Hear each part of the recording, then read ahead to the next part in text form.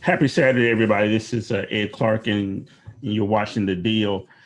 Thanks for tuning in, and it is Saturday, December 12th, 2020, 13 days from Christmas, if you can believe that. We just finished Thanksgiving, and people were traveling and having family gatherings, despite all the warnings to not do that. COVID deaths are hitting 3,000 a day, which Dr. Anthony Fauci and a lot of people said was going to happen, and was denied by a lot of people. We know finally that the election's been settled. And to help me talk about all that stuff, we got the usual gang, Dr. Nicle McFarlane and Val Atkinson, back on The Deal. Well, welcome back to The Deal, folks. It's been a while since we all been together. Thank you. Thank you.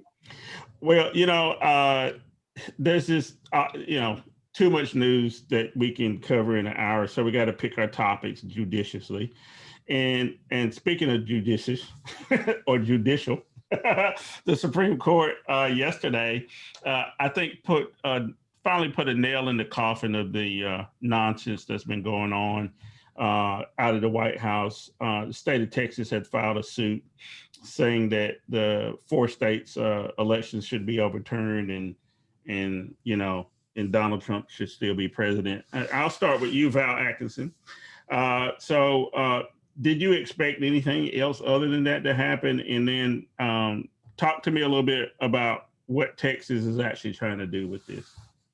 Well, the expectations were, I think, what everybody were looking at in terms of whether or not the Supreme Court would have had the nerve to try to overturn an election. And of course, thank goodness they didn't do that. They didn't go down that path. And they rendered another nail in the coffin of Donald Trump's attempts to overturn this election. The people have spoken, and he just refuses to accept that. There are a couple of plays in the playbook that the right-wingers still have to try to do this. But what the court has said, basically, is what we've talked about on the show here, is that Texas didn't have standing. It was none of Texas's business what those other 4 states did and how they ran their elections and didn't have standing. And you and I spoke on connections, Ed, when we talked about whether or not this was in some way a violation of the 11th Amendment, because we know that the 11th Amendment was put in place in order to keep states from being sued by individuals that were not members of that state. And in the language, it also implies that it protects states from other states as well. So this is something that I don't think was thought through very well by the people down there in Texas. And when we look at who we got down there, you got a guy like Allen West, who is not your most cerebral kind of person, but he's running the GOP, the party down there in Texas, and he's talking about the S word, secession. He's talking about if people or other states feel strongly enough that they should band together and form, this is the same way the Civil War got started in 1860. when South Carolina seceded. It was the same thing. And I was rummaging through it. I'll say this and I'll quit. I was rummaging through because I knew I had some type of literature on this whole piece. And there's a book by Charles Drew called The Apostles of Disunion. And he writes about South Carolina having a group of commissioners to go around to the various states and convince them to join in with them on this effort of breaking away from the Union. Alan West needs to read this book. People need to know what Alan West is really saying, and let's not wait until Fort Sumter is fired on this time.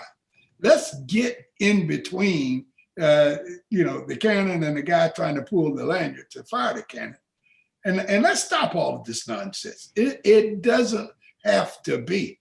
We don't have to be where we are, but somebody's got to step up and do something. Well, Nicle McFarlane, you hear Val, there are people, this is somebody supposed to be in a responsible position, the leader of the GOP in Texas. He's talking about seceding from the Union and taking these Confederate states again to, I don't know, do what, I'm not sure. You're sitting there listening to this, and we see it on TV playing out. We see all the court cases being filed. We see Rudy Giuliani running around the country trying to gin people up. Do you have fears that, there are some nuts out there that will take some kind of action? What should we be prepared for? Well, I'm not as fearful as I was before, and I wouldn't even use the word fearful, but I think I have a healthy, concern, for what the Republican Party is doing, and also what the Republican Party is at this point. I think corruption is just sort of baked into it. I think after following the end of the Cold War, when the Berlin Wall fell, and after Reaganomics, not Reagan's won the Cold War, I think the Republican Party really had nothing left. Like they needed another application, right? And I think they had won their killer app, and now they were just like, now what's next? So then, of course, Lee Atwater, is a huge part of what happens in terms of, using different language. You can't say nigger, nigger, nigger anymore. Sorry, I used that word, but you can say is higher taxes, higher taxes, higher taxes, or neighborhood schools, neighborhood schools, neighborhood schools. And I think because for the most part, the Red America, they kind of won that debate. They have their own state, they have their own neighborhood schools, they have their own, they have their tax structure in place. And I think what happened is there's an extension of birtherism, right? And I think and this is what Jelani Cobb has, talked about and written about, that just the idea that you have, when you had the questioning of Barack Obama's legitimacy as president, and that extension to obviously Kamala Harris, but also just the extension towards Black electoral districts, right? And you have that extension of like who has the right to vote. I think we've been living in we've been having a cold civil war for a very long time. Now, what we had in the past was a hot civil war. I think we have is a cold civil war. And it depends on, I really think it's gonna depend on, sometimes I work, this is my fear. What happens if something happens to Joe Biden and Kamala Harris becomes the chief? She becomes the chief executive officer. That I think will precipitate a real hot war, a hot civil war. And I think that is the major concern. If for some reason Joe Biden is not able to carry out his presidency, because obviously he's an ameliorating figure. He's a figure who, is he's from Delaware. I mean, he's very comfortable with corporatism. He's very comfortable with even, he found a comfortable place among, segregationists of the old South, Strom Thurmond, et cetera.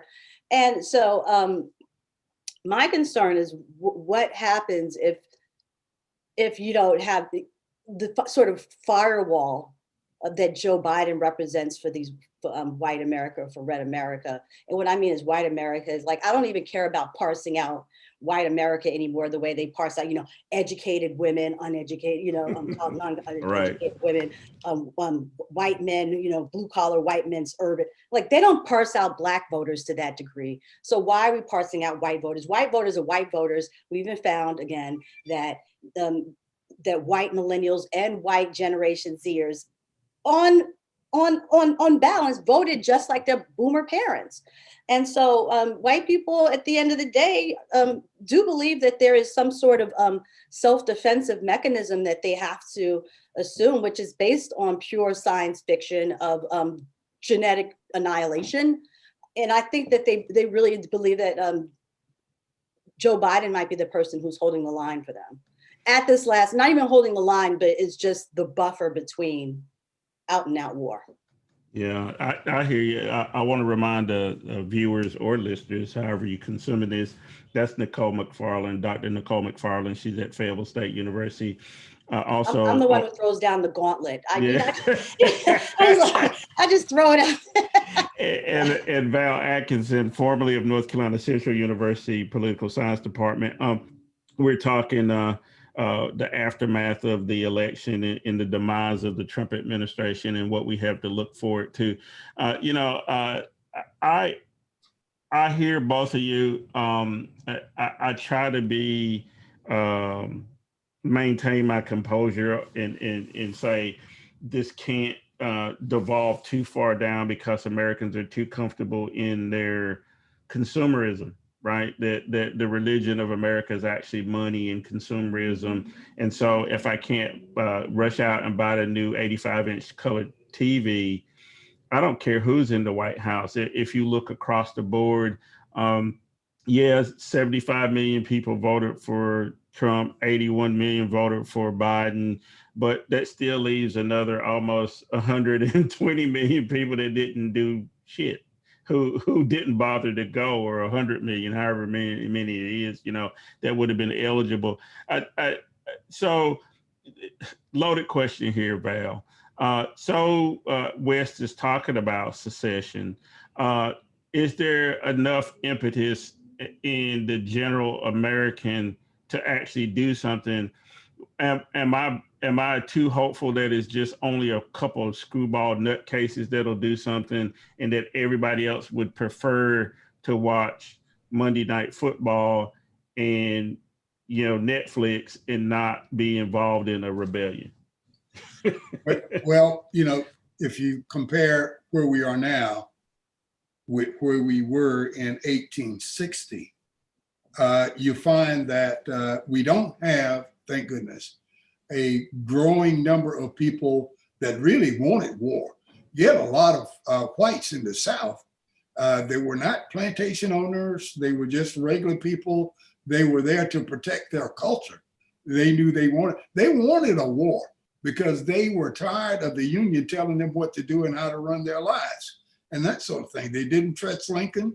They felt that the North was about the business of changing slavery, which would change their entire life. So you had that group that wanted to go to war. I don't see that type here today, thank goodness. There ain't a group of people out there that wants to go to a hot war, because nobody would know what that is like today with all of the drones and people embedded in some of these organizations. They don't know who's the real guy and who's a CIA plant, who's an FBI plant. It wouldn't last. There's no way it could last 4 years like it did before. It would be over in a very, very short period of time. But people would be identified, and that identity would hold for life. You would be accused of trying to overthrow the United States of America, and it would never, ever be forgotten. And the country would go on. But I don't see, to answer your question directly, I don't see where we have the frame of mind of enough people that claim that they support Donald Trump right now, to form the basis of what would be an army, cold or hot army, to support a civil war. I don't see it. They may try it, but it wouldn't last a month. Yeah. So Nicle McFarlane. So I hear what Val's saying, but say people don't fight a cold or hot war, but they still vote for idiots like Donald Trump. They're still willing to elect people who are QAnon conspirators, conspiracy theorists. They're still running companies and not willing to hire brown and black folks or put them in positions of where they can make something of themselves, and there's still income disparity and all those other things. Do we worry too much about the big thing like a possible civil war, and maybe we've turned our eyes a little bit away from what's really going on, which, like I said, a wealth gap, income disparity, and those kind of things?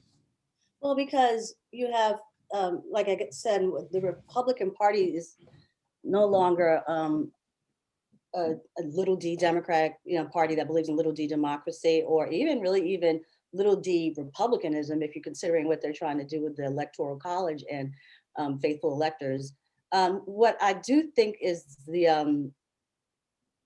my major concern is that this QAnon worldview, really, and what it is a worldview, is an extension of the white fears that the natural order of things, or patriarchy, white patriarchy, is going by the wayside, and that it corrects it. And what I mean by that is that it's very similar to what we had in, remember the 1980s, where all these daycare centers were accused of Satanism and pedophilia, right? That was very much an extension of the anxieties and the social and political anxieties Americans felt about things like the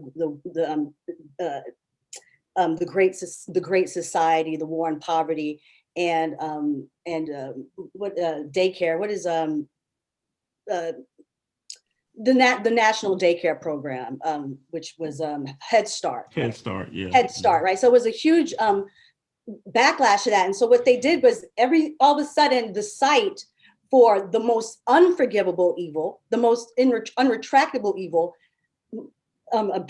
sexually abusing, and then murdering little children, right? Which is, of course, is another recurring trope that goes back to the Middle Ages and anti-Semitism, right? Cannibalism and blood libel and all these things. So the same idea of a Satanistic cult that ritualistically molests children was attributed to childcare centers. But now, right, once that, then there was all these sorts of memories that people came up with, repressed memories.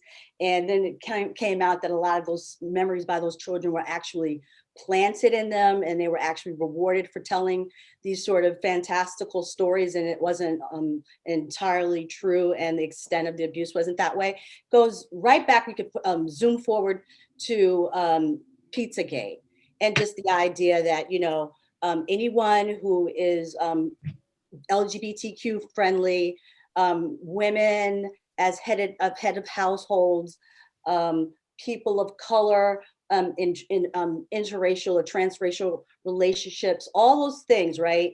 On top of the growing economic anxiety of the white male-headed household as the supreme and most viable and important way of organizing society, has taken hold, such that anyone who is a Democrat is guilty of the most unforgivable crime. We eat You children. and I can be considered Satanists, child molesters, pedophiles. Yeah. Really. Yeah. That is what they're doing. And they're basically saying, so when you do that, what do you do? Do you forgive them? No, you execute people like that. Can you compromise with people like that? No, you cannot. So I think that sort of fascism is really what's happening in the economic anxiety. Let me just finish this part, and I'm going to finish, circle back to what you actually asked. The economic anxiety, really, because what fascism does is it promises that we will take care of our bloodline, right? And we will not make you have to think about anything, that we will take over all your pot, all the big decisions you have to make. The government will make it for you. They'll make it in your best interest, quote unquote, our best interest. And those people will have to pay the price for taking away what is rightfully ours. And so I think that that is something that was set into motion 200 years ago, 150 years ago, 50 years ago. And I think because we have never come to terms with what this country has done to women, particularly Black women and Black people because of slavery, that we have never come to terms with that. We made our bed about 50 years ago. We're gonna have to lie in it. And even if the Democratic Party manages to control the Senate and even expand the Supreme Court and maintain the executive branches and take over legislatures, what we're never gonna be able to do is go back to that moment where we are still paying for the fact that there are people who feel like they belong rightfully on top are somehow being wrong. That feeling is not going to go away in 4 years because they believe it's been that way for them for 400 years. They believe it's their right. Yeah. And that's fascism. That is fascism. Well, that's also a good place to take a break. And so we're going to take a break. And when we come back, I'm going to switch gears and we're going to talk about COVID. And when we come back in from the break, we're going to see a clip. And I want the two of you to tell me what you think about this clip, and that'll start our discussion. So everybody else, stay right there. We'll be back in just a minute. You're watching The Deal.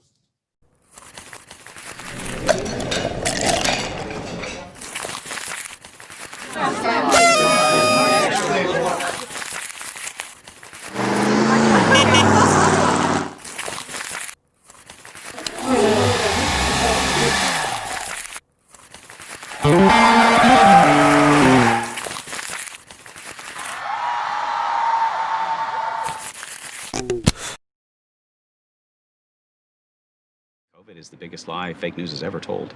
How can you say that when you look at the numbers? Well, I don't trust the numbers, first of all. In New York, they supposedly had hashtag war zone hospitals. I had friends and audience members going out there with their cell phones saying it's a ghost town. No one's here. You're talking to someone who is in New York. You're talking to a crew of folks who experienced a lot of this firsthand. Well, why were the hospitals empty when these people went there? You saw it on YouTube. We saw it in real life. We saw it from you. We heard your version. No offense. We don't trust you guys. As someone who was in New York City in the height of COVID, Yes. who had friends in the hospital, I can tell you it just as simply isn't true. We had whistleblower nurses who went into this and exposed what was happening. Hospitals were actually monetized and incentivized to lie about COVID patients. What evidence? So welcome back to The Deal. I'm your host, Ed Clark. It is Saturday, December 12th, 2020. We're, like I said, 13 days out from Christmas.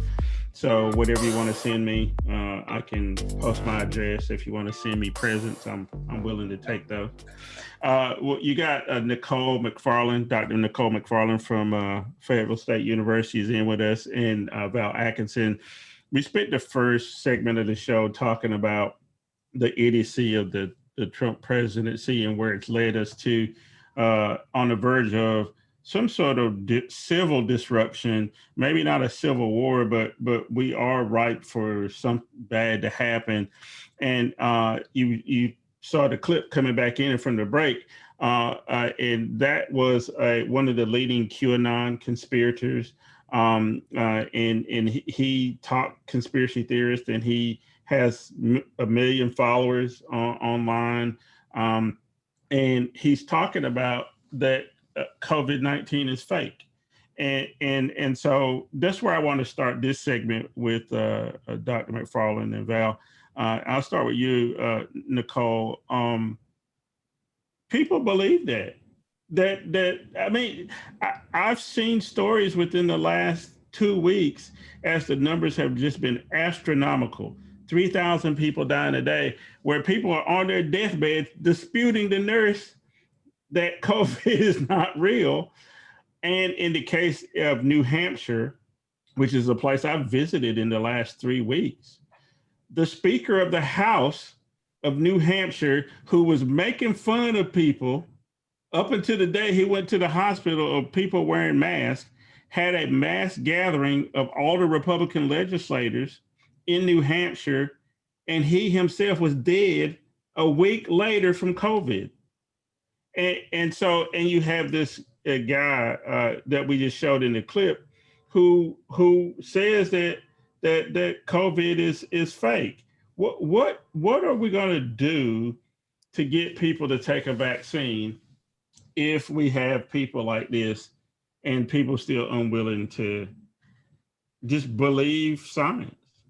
Well, especially, well, see, if what has worked as science for so long within, like the scientific method, yeah, that's real, right? You could observe that, that there is a virus, that there are certain effects.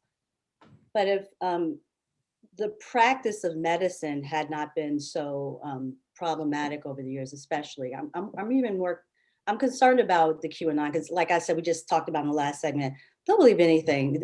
They have to believe that the opposition is more than just opposition, that they're just out and out enemies who are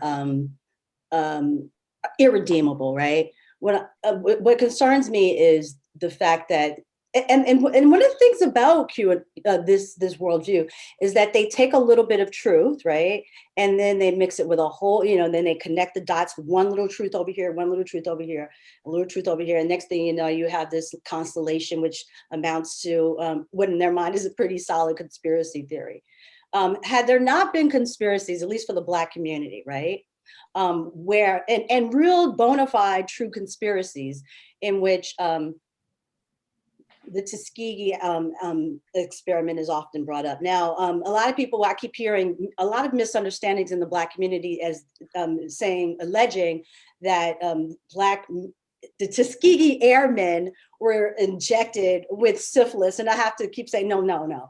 Tuskegee University was involved with a CDC study that involved Macon, Alabama farmers who contracted the syphilis and were allowed to spread it and were left untreated for several decades, even after the penicillin cure was invented.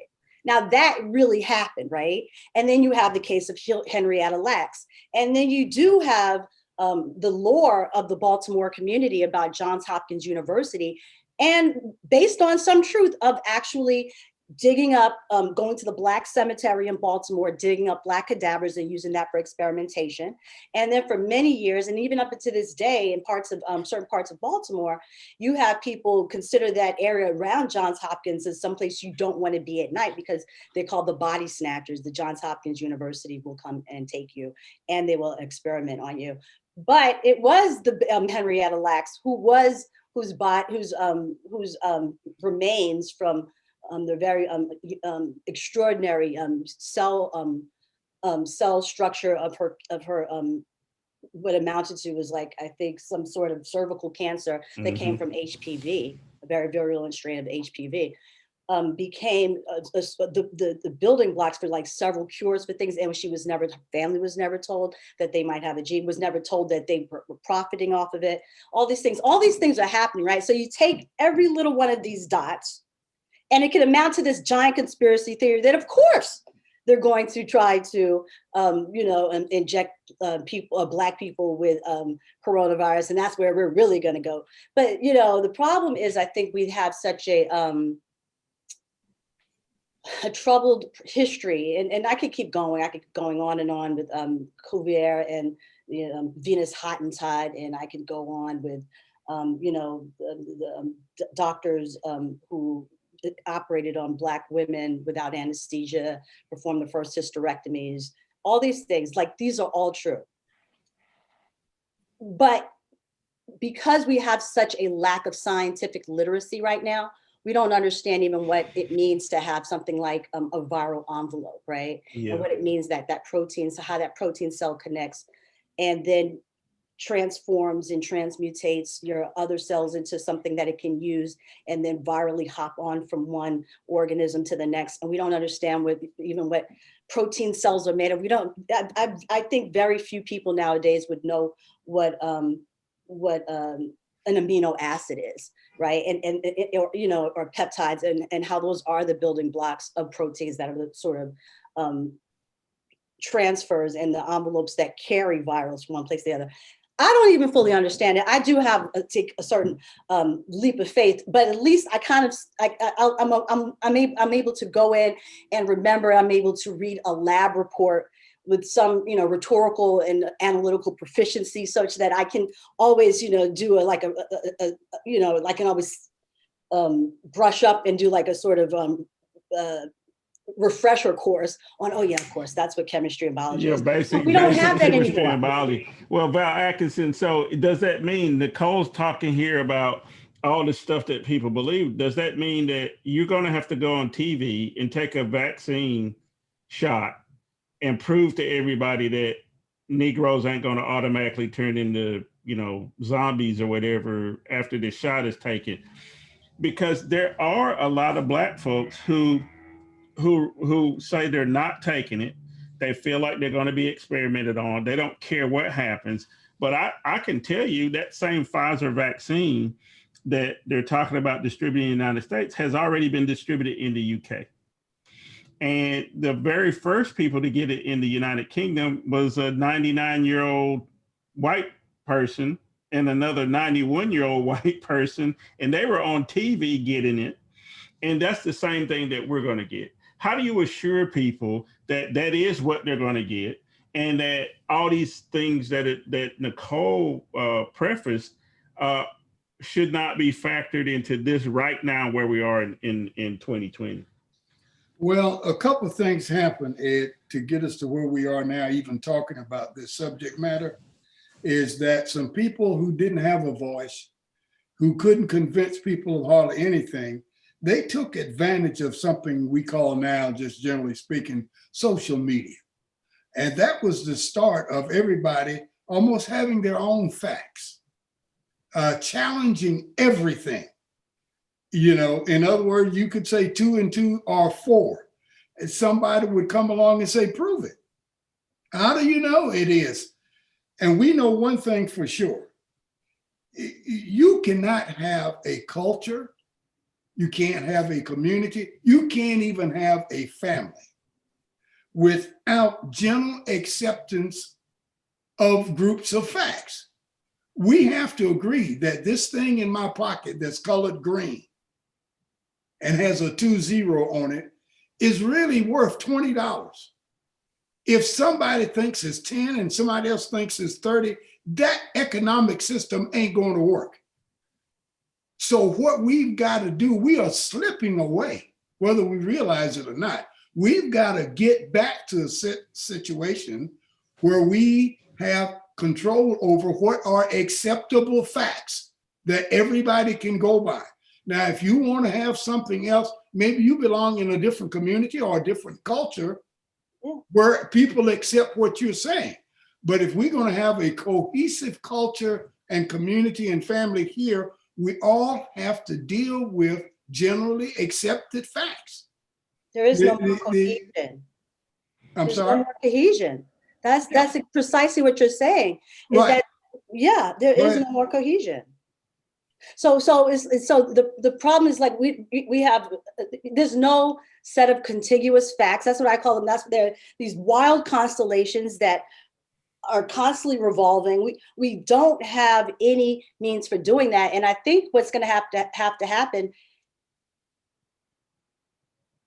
is that we're going to have to, like, for instance, there's certain things that certain people are doing, like they're trying to come up with a new way just to reinvent what is called a lab, like a scientific lab report, you know, instead of just like the introduction methods, you know, research, lit review, analysis and discussion, where they build in every single doubt in the beginning before they even get to the in the introduction. The methods builds in all the doubts, builds in all the conspiracies, and so that the person who reads the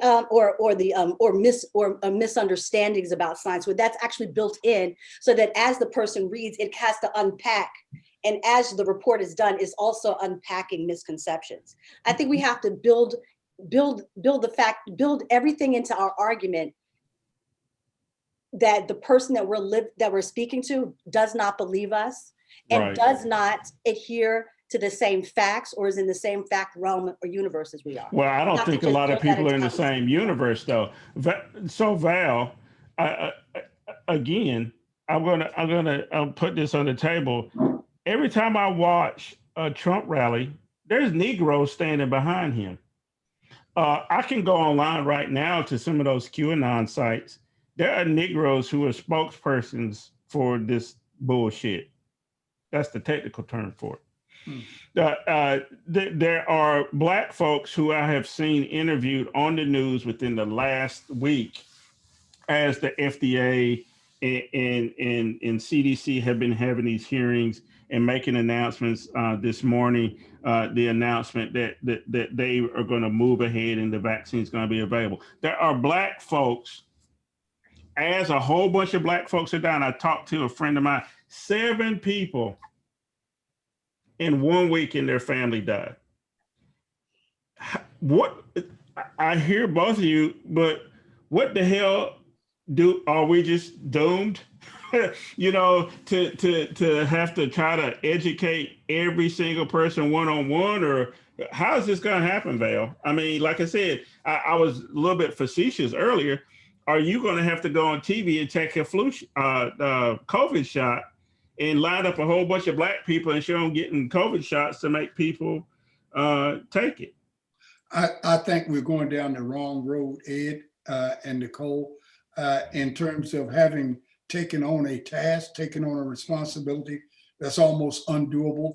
We don't have the capability of convincing each and every American, 300 and some odd million of us, on his or her own terms, in his or her own language, with their mindset and makeup and systems of belief. You know, too long, the intellectual ones of us have thought that we could come up with a way of telling everybody in certain sets of words and phrases. I can tell them this and they can understand this, and I can tell somebody else something else and they can understand. Listen, we have got to approach this totally different, because there is a group out there that's working against us. They don't want things to work. They want to tear things down. They are questioning the core of your existence, the core of your civilization, they're questioning it because they don't want it to work. And if you're still back there trying to convince someone that that guy talking is wrong or his facts aren't correct, time is marching on. And while you're out there trying to convince somebody not to listen to somebody else, and while you are right and he's not, lives are being lost. Well, lives are being lost, and they're going to continue to be lost. At some point, this is what happened in 1860. At some point, some people said, the answer is disunion. The answer is secession. We got to get away from these people. They tried to, way back when, they decided not to have Abraham Lincoln on the ballot in 1860 in these southern states. 11 of the states that ended up being a part of the conservative, 10 of them didn't even allow him on the ballot. They thought that that would be the way to do it. And when he won anyway, they said, that's it, we got to go. They could have tried to do what we're trying to do now. Talk to each other. Let's find out the language that I need to talk to make him understand. What words can I use to show him? We're at the point of still trying to convince people that disagree with us and want to do everything they can to make us irrelevant and to make us wrong. We're still trying to make them play nicey-nicey. That is the root of our problem. Well, once you stop trying to make them play nicey-nicey, get them out of the picture, we'll have a chance to make things right. And that's a big problem. I want to remind the folks you're watching The Deal. I'm your host, Ed Clark. Nicle McFarlane's here, Val Atkinson here.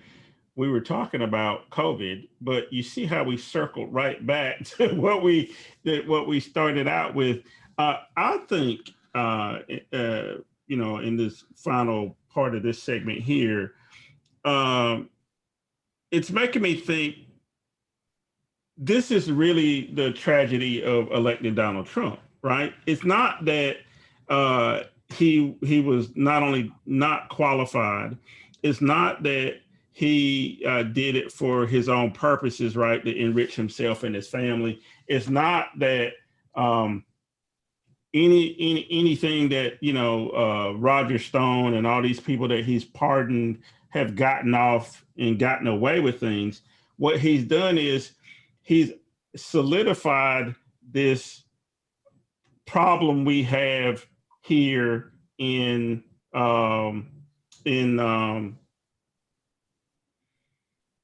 people not believing in democracy, right?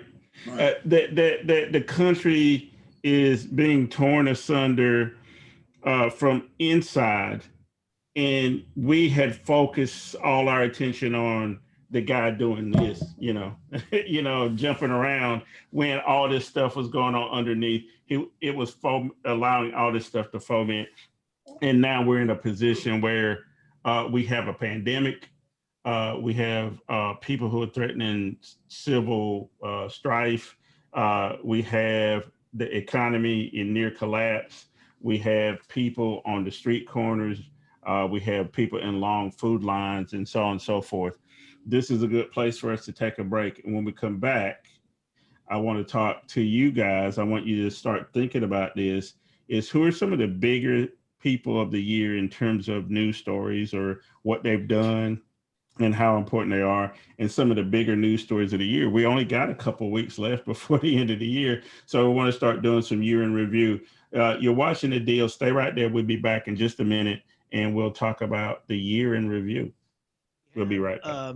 As you said, over 200. Yesterday was 241,000 new cases. We have over 100,000 hospitalizations, and we're approaching a totality of 300,000 deaths. It's 289 as of last night, 289,000. We have not yet seen the full brunt of the travel and the family get-togethers socially with dinner and friends over Thanksgiving. Likely that will peak in the beginning of next week, because it's usually about 2 to 2.5 weeks following a particular event when people congregate, or when you have people getting involved in situations that are high probability of transmission. That would mean that, given that today is the 11th of December, next week you're halfway through, you're going to go right up until the beginning of the travel period of Christmas. Welcome back to The Deal. This is our final segment. Got about 15 minutes or so left. That's Nicle McFarlane. That's Val Atkinson. I'm Ed Clark. We're talking a whole bunch of stuff. In the last segment, guys, we were trying to talk about COVID, but it brought us right back to where we started in the discussion about how disjointed the country is and how upset everything is. And I wanted to start trying to wrap up the year and look back retrospectively a little bit. But before we do that, we were having a discussion off camera about how we got here and how we may be able to extricate ourselves from this. And one of the things I'm fond of talking about, Val knows this, he's been knowing me for 30 years. And Nicle, I think you know now that I have a problem with evangelical influence on the culture at large. You see that in Mike Pence and Mike Pompeo, people who have surrounded the president, who, despite his dysfunction, the president's dysfunction, despite the president's propensity to grab women by the private parts, he thrice married, not religious and by any stretch of the imagination, but propping this particular person up as if he's essential, and they will go to the mat for him for a reason. And I've been predicting this for a long time, that there had to emerge a person who would drag those people fully into the mainstream, and allow them to take control, and they've taken control of the court in this case. Mitch McConnell was successful in putting Amy Coney Barrett and Kavanaugh and Gorsuch on the court, and has solidified that. So that's a long-winded way of saying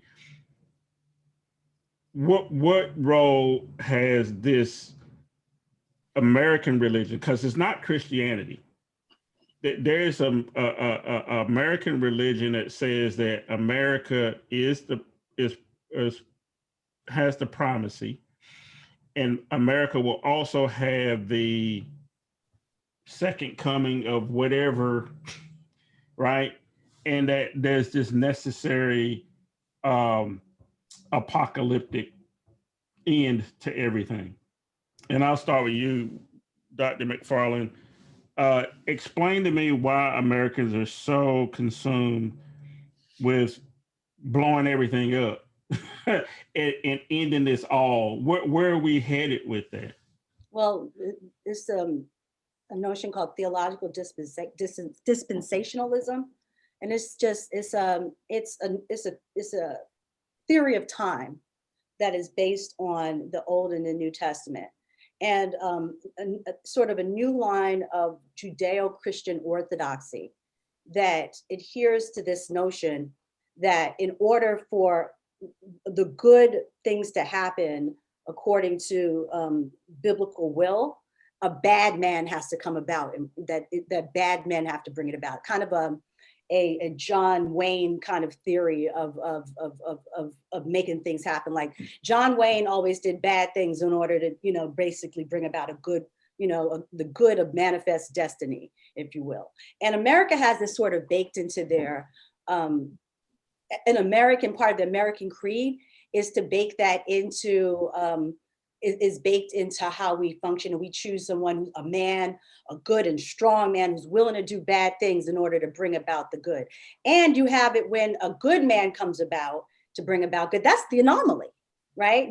Like when Martin Luther King is a good, that's the anomaly of an Abraham Lincoln type figure. That's the anomaly. Even the stories about George Washington, refusing to lie because he cut down a tree. That's supposedly an anomaly, right? So really what America believes is that you have to have a bad person bring things about. And I think that's closely related to why Black people are rooting to bring Black people and white people, why you might have Black people in a Trump rally, because they tend to belong to either like that offshoot of Black Hebrew Israelites, the guy, the Black man who's always in the Trump rallies, his Black guy, his African American, and you have sort of the diamond and silk variety, right, of evangelicals, very entrepreneurial evangelicals, right, who believe that if that there's something to be gained because of this alliance, and that we have to, in order, and closely related to also word of faith, prosperity, theology, like these are all connected, and the Republican Party has really latched onto it. What I think is the major problem is that because Democrats are so concerned about not alienating this, whether it's QAnons or Christian evangelicals or others that believe in some other sort of dispensationalist or teleological apocalypse characterized by Armageddon. they play into this, and so even you have a person like Joe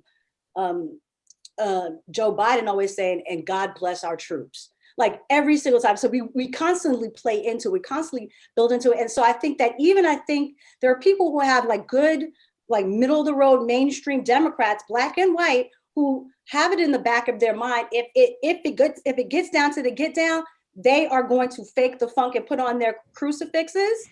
They're going to put on their church wigs, and they are going to do everything they can pass to look as though they belong to this particular line of dispensationalist theology that is pro-Trump and is also pro-end of the world through whatever it is, that doesn't believe in global warming, and that believes there's some magical um, um, outcome that will come from Israel and Jerusalem somehow Yeah. dominating So the world.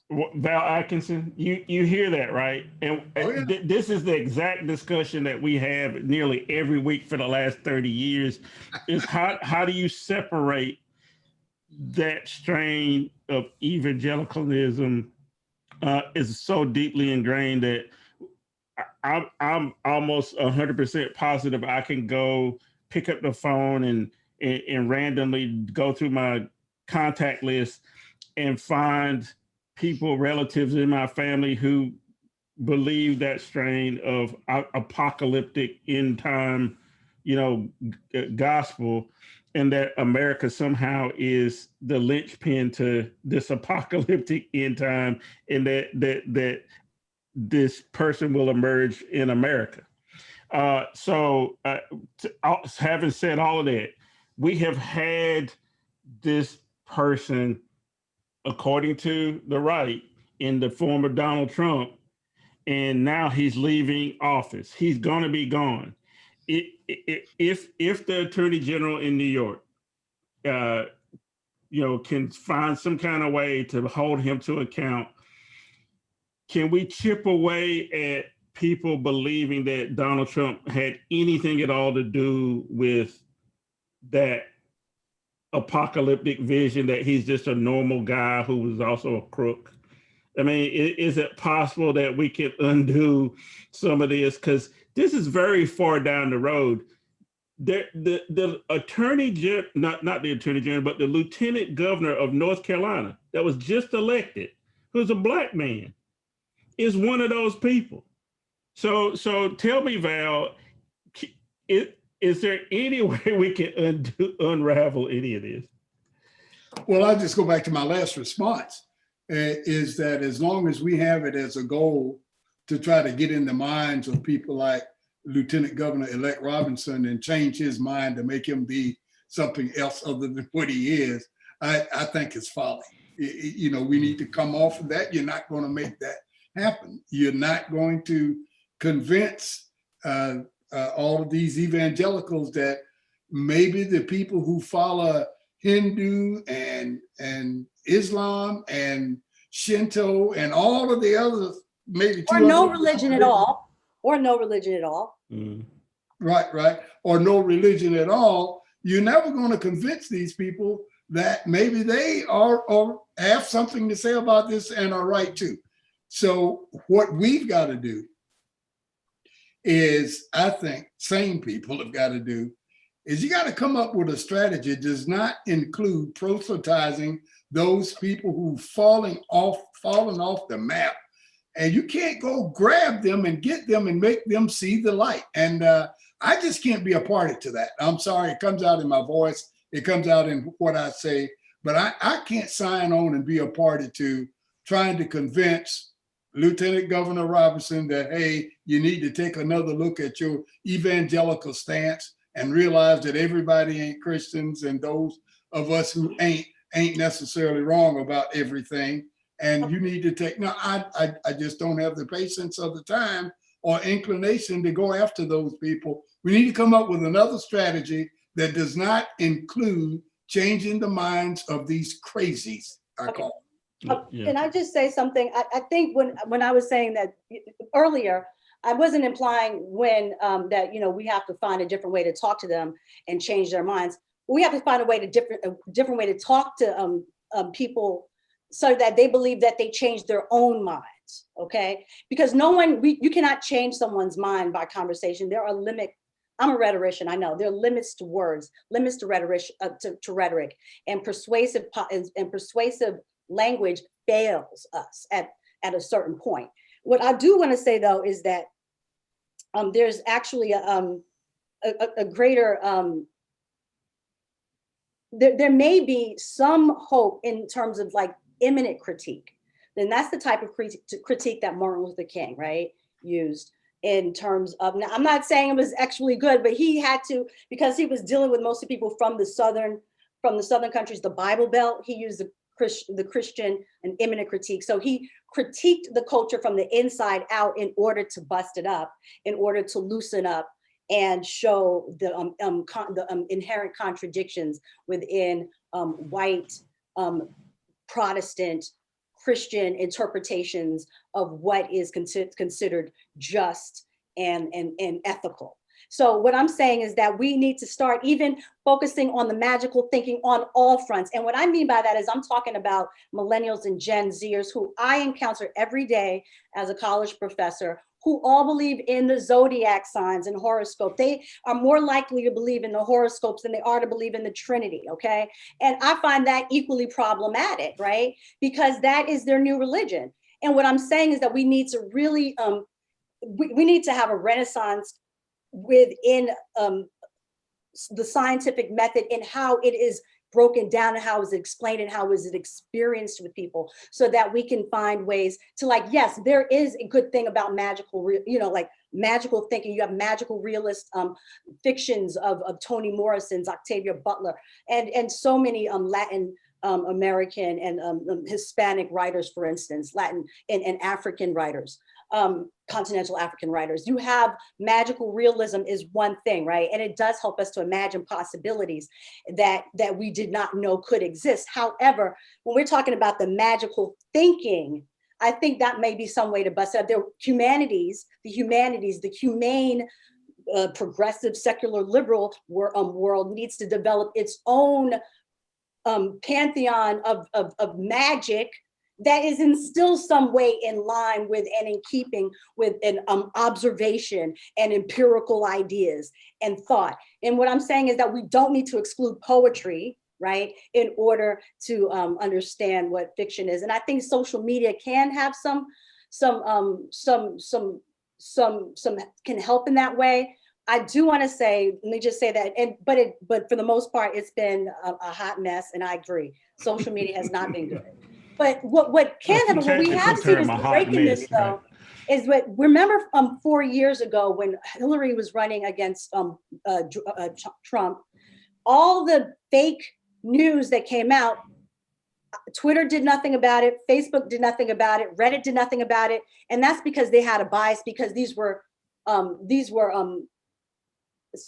thoughts about social realities, social and political realities and cultural realities, empirical realities. When they finally got their stuff together was when COVID came out, and all of a sudden, because the tech sector, Silicon Valley, they have a scientific method bias, right? And so when COVID-19 conspiracies started coming about, all of a sudden they found some ethical compass and we're able to start understanding that there needs to be a way to debunk that. What we need to do is start showing and making the stronger argument that racialized thinking, that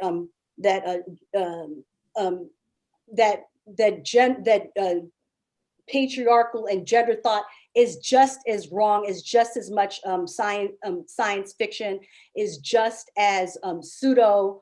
It deals in a quasi reality that is not empirically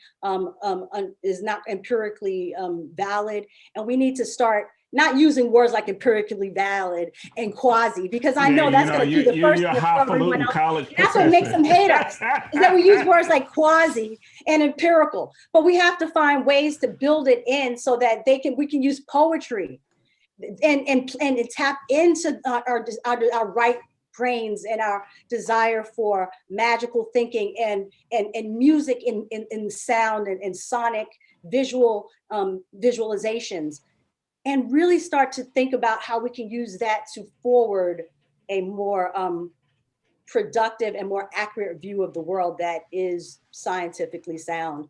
And I think what I'm doing is I'm proposing a new enlightenment, a new type of renaissance. But unfortunately, these enlightenments, these Renaissance epochs, they had to follow a major fall. Well, we've had our major fall. I don't want to run out of time, but I need for us to think about coming back to have a longer discussion and bringing some other folks in on this, because I've been thinking exactly that for the longest time, that we have to have this discussion about how do we come to reason, right? How do we get to a place where we're talking about things in terms of reasonableness, and everybody isn't off in their camp though, so consumed with what they believe, but reason is left on the table, right? And I do want to get to that. Before we run out of time, I said that I wanted you guys to tell me one or two people that you think are important in the last 12 months that maybe has been under the radar, or maybe wasn't, but that hasn't gotten the kind of attention that we need to put on them, and because we've been so consumed and focused with the idiot living at 1600 Pennsylvania Avenue. I'll start with you, Val. Any names come to mind, and why we should know about them, and what we need to do over the next week or two in looking up this person and trying to figure out, why we haven't paid much attention to him? Zuckerberg. That's my number one guy, but he's not under the radar by any means. But I mention that because I think he right now, until we can get into some meaningful antitrust type conversations, right now he holds the key to whether or not people are going to be, whether or not those people who are trying to destroy democracy from within, whether or not they're going to have a platform to do so. So all of my attention is on the Zuckerbergs of the world, because he's not out there by himself.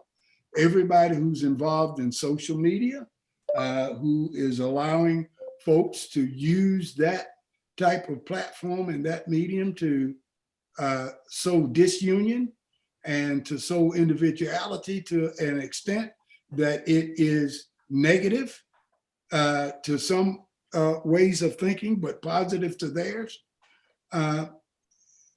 Guys like Zuckerberg are going to be major players in the resolution of our discontents right now, or the cause of our demise.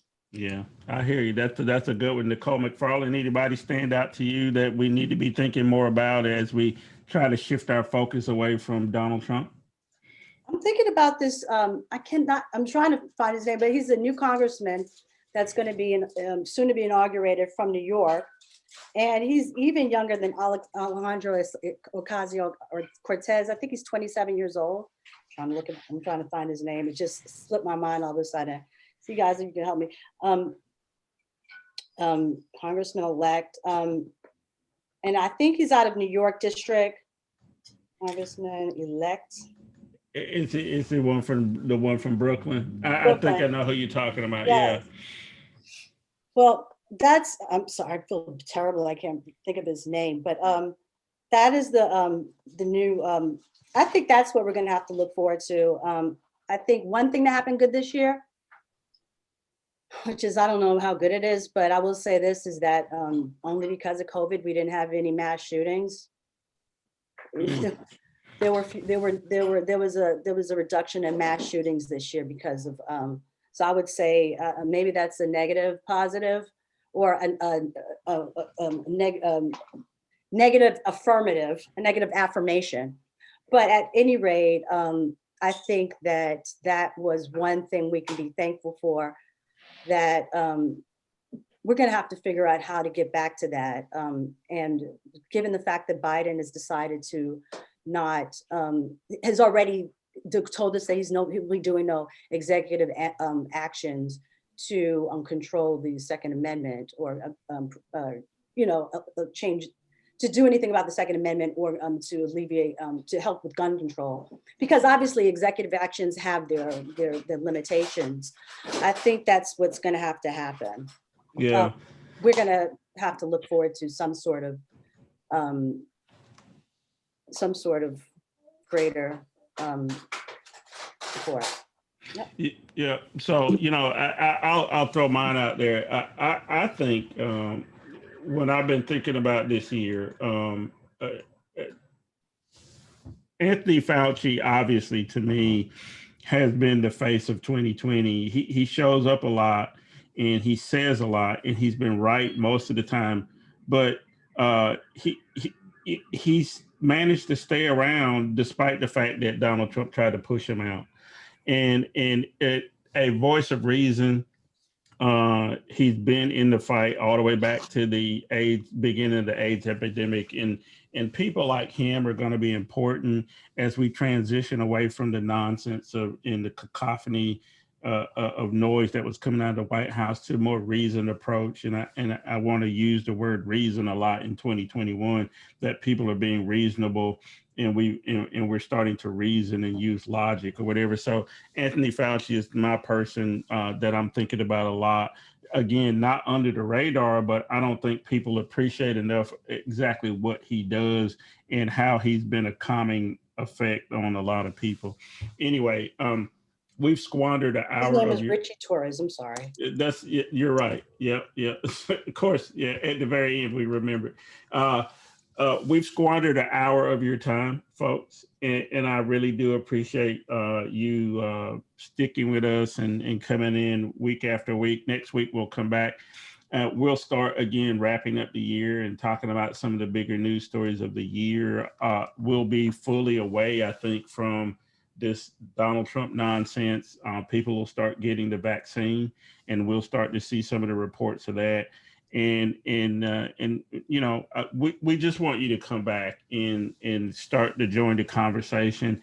We're planning big things for next year, and we're going to be, you know, adding people to the panel and having guests back on again. But hopefully, Dr. Nicle McFarlane and Val Atkinson, they'll keep coming back on Saturdays and allowing us to chop it up a little bit about what's going on. And this is an alternative to, you know, all the other stuff that you see, and we do this on purpose. So in the meantime, folks, do something good for somebody this week, and we'll be back next Saturday on The Deal with Dr. Nicle McFarlane and Val Atkinson and probably some guests. So have a good week, and we'll see you next week. Bye.